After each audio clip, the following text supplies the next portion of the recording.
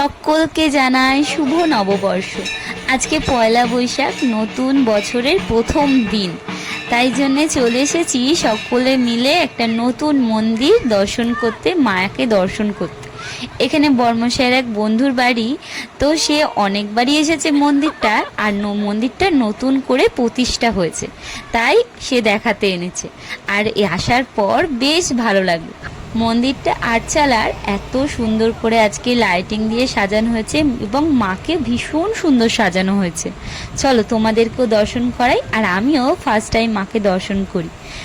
এত সুন্দর মন্দিরের বাইরেটা সাজানো গোছানো, পয় পরিষ্কার, আর চারিদিকে খোলা মাঠের মাঝখানে এই মন্দিরটি।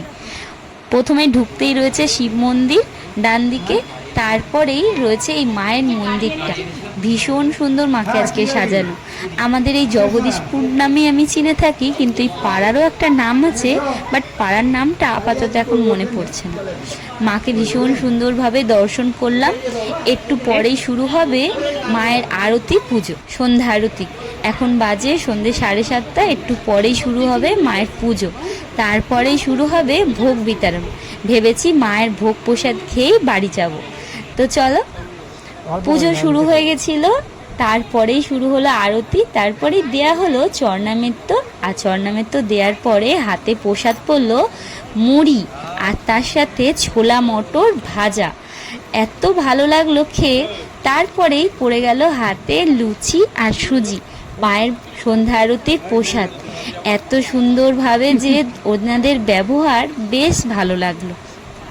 আমরা প্রসাদ খেয়ে নিলাম, মাকে দর্শন করে। এখানে অনেক ভক্তগণেরা এসেছিল, ওনারা ডেকে প্রসাদ দিল। বেশ ভালো লাগলো ওনাদের ব্যবহারটা। প্রসাদ খেয়ে নতুন নিয়মে খেলাম চাল ভাজা। আর এখানে প্রসাদ, প্রথম প্রসাদ খাওয়ার পরেই আমরা এখন চলেছি বাড়ির উদ্দেশ্যে।